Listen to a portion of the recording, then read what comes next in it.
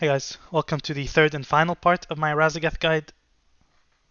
Let's get into it. Intermission 2 and Phase 3.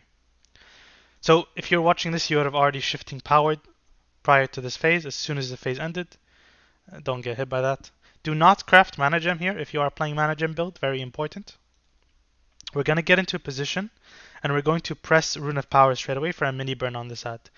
Get as close as possible to the edge on this one, because the farther away you are from both ads, the easier dodging lightning balls will be and the less likely you will have to move. So you want to get in position here. Do your first mini burn ASAP. I'm just gonna send. Nothing crazy. Just kind of dodging. And then the ads port here. Some people have asked, like, can you get this Touch of the Magi to explode on the ads here that spawn, like right now? Technically, if you time it like a Omega God, I think it's like literally 0.1 second window, it probably could have exploded on these ads. But that's so like impossible to time. Like I wouldn't bother about that. Just send your cooldown on cooldown. If somebody can figure out the timing, I would love to see it. But that's insane. If they do, I would be very I respect the person who does. As soon as you add spawn, you're gonna have 4 charges. What you're gonna do is you're going to press Alt or Timer on the outside and apply Nether Tempest to any ad at 4 charges. As soon as your Alt or timing is done, you're gonna go in and you're gonna spam Arcane Explosion. You spam 2 Arcane Explosions into an Arcane Orb, I find is best, because that's how long it takes to group them, but you know, you need to just wait with Arcane Orb for 1 GCD until they're more grouped, that's fine. The important thing here is we're not orbing for charges, we're just going to orb for pure damage, and we're going to spam Arcane Explosion and Ice Nova, and our Nether Tempest is already up. You do not want a Barrage, because Barrage only hits 5 targets, and we have a lot more than 5 targets here. So just spamming Explosion is more beneficial. Orb does about 2 times an explosion, that's why we cast Orb. And Ice Nova as well is strong. As soon as you're done bursting, you get back, Alter Time in, Alter Time back. If you get hit by a Lightning Strike, it's fine because you're going to Alter Time and heal anyway. And then you're going to hit this ad. Now, our Surge is coming off cooldown. Well, actually, before I talk about that ad, here is the gateway.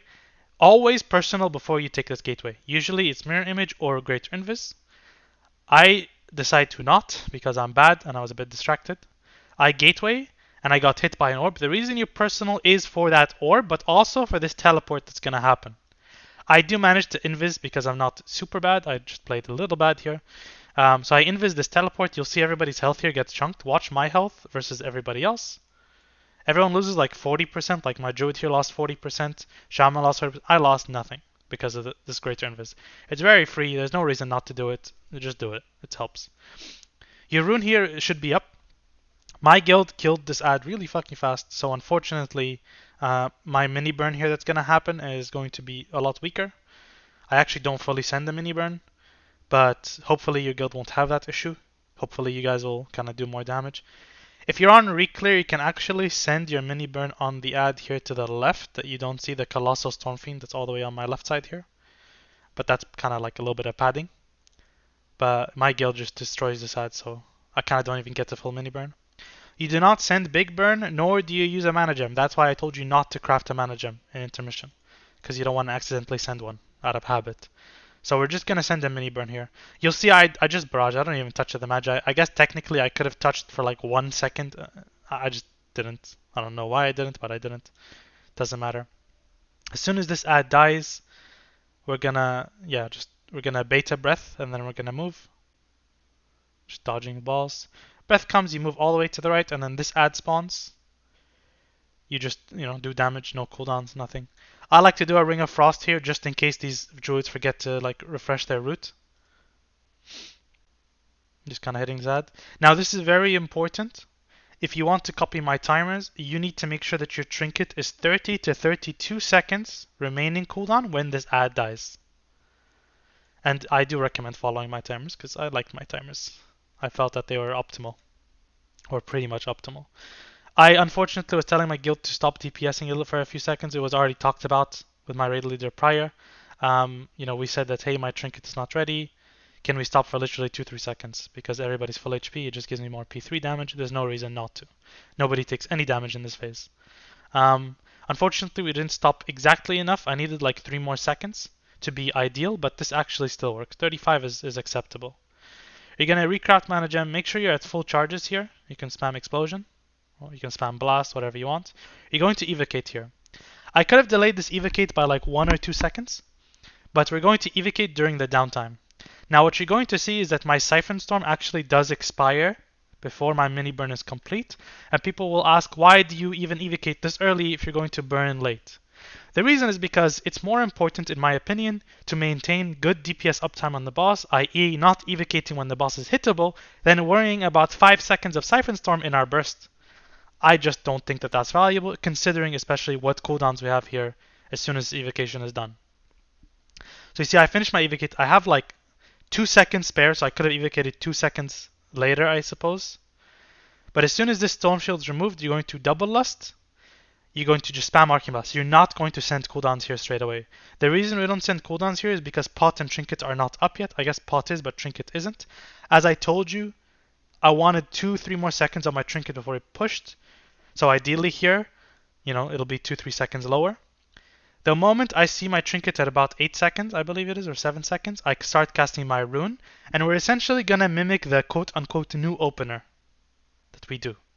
So we're going to Rune of Power, and then you're going to just spam Arcane Blasts until you have roughly about 35% mana left. The APL says 250k.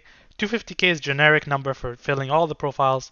With, if you're playing Mana Gem, you have Enlightened, and you have a decent amount of Mastery, you can go quite low. You'll see here. The main reason for the Mana Conserve is to ensure that you have enough mana to do your Radiant Spark window. So you see here, I'm spamming Arcane Blast. I even do another Tempest early because I was a little worried about mana, but I probably could have skipped it. As long as you have 35 to 25% mana, you can do this window here. And you can see my Trinket is up now. So I'm going to Radiant Spark and Trinket straight away. The timing is immaculate, thankfully. And you'll see here I send my mini burn. As soon as my third Radiant Spark is done and I press Nether Tempest, you see I have 1 more second of Rune and 15% mana, which means I could have actually done 1 more Arcane Blast before my Radiant Spark window. So could have milked 1 more Arcane Blast instead of that Nether Tempest that I did. In any case, I do my Arcane Surge and see I've lost no Rune uptime whatsoever. I do my Arcane Blast, Barrage, Touch, and I'm just sending cooldowns. The beauty of this here, you can see Siphon Storm is expiring in 2 seconds, which means I missed like 5 seconds of it on Touch of the Magi. I could have evocated 2 seconds earlier, so it means 3 seconds only wasted. But, having 5 seconds extra DPS instead of just evocating AFK while I can hit the boss is a waste. It's better to be DPSing the boss, especially in Double Lust and Rune, like you saw. But yeah, we're going to send our burst here, and you'll see my Trinket, my Double Lust, everything lasts my entire window.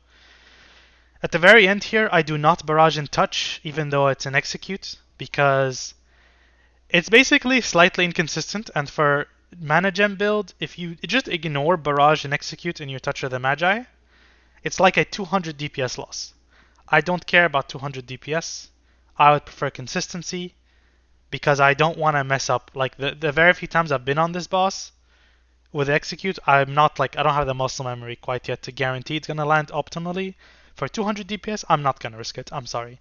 Instead, I'm going to Palm Arcane Blast, and I'm going to send.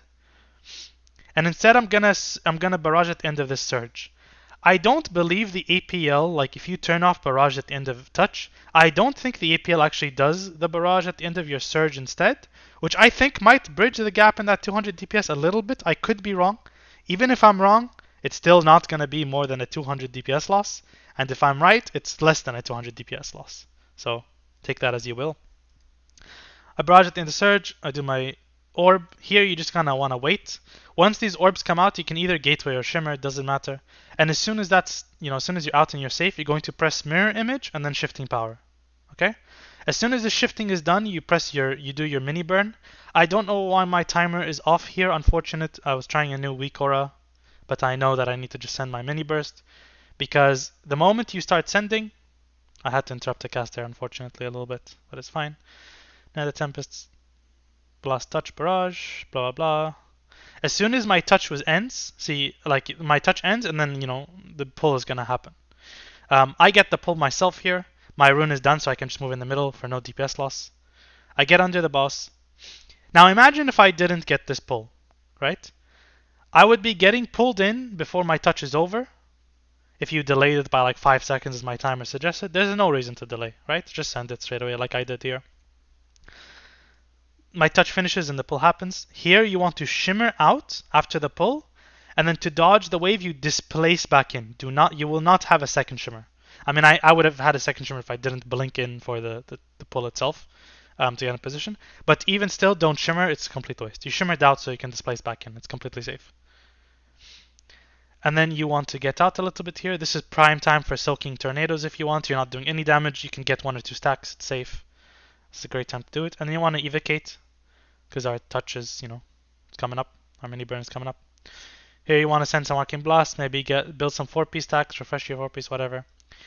Here, all the guilds put this charge on purple. What you want to do as a mage is you want to alter time opposite purple. So moon is opposite purple. You see I pressed alter time, that's why it's blue now. And you're going to start your big burn. Technically, you can wait with your big burn here if you want. I'm not sure how I feel about waiting. I kind of waited because I wasn't 100% sure how it's going to time out here with the Arcane Surge. I decided to wait. So you see I alter time back here and I rune. One downside of waiting is that if you Siphon Stormed or Evocated as early as I did, once again my Siphon Storm will fall off early. This was just a mistake. I think usually I don't plan on waiting, but I decided to wait here on like an audible call. So unfortunately my Siphon Storm does fall off, which was a mistake. I should have delayed Siphon Storm a little bit considering if I knew that I was waiting, or I should have sent straight away. If you do get these charges and you alter time back, you can go into the shit and ice block, but ideally you don't alter time back. Ideally you cancel aura alter time, which should be keybound for me, it's shift 8. That way you don't scare your guild, and also you don't blink into the shit. If you blink out and you block, you still get stacks from being in the shit, which is bad. You probably will kill yourself doing that, unless your healers are really good. Like, not even really good. They would have to be insane. Like, they would have to be spot healing you, basically, which is bad. So ideally, you cancel or alter time, and then you just do your burst. It's like you blink out, block, but don't blink out into the shit, block, and then do your burst. Anyway, yeah, do your burst here. Nothing fancy.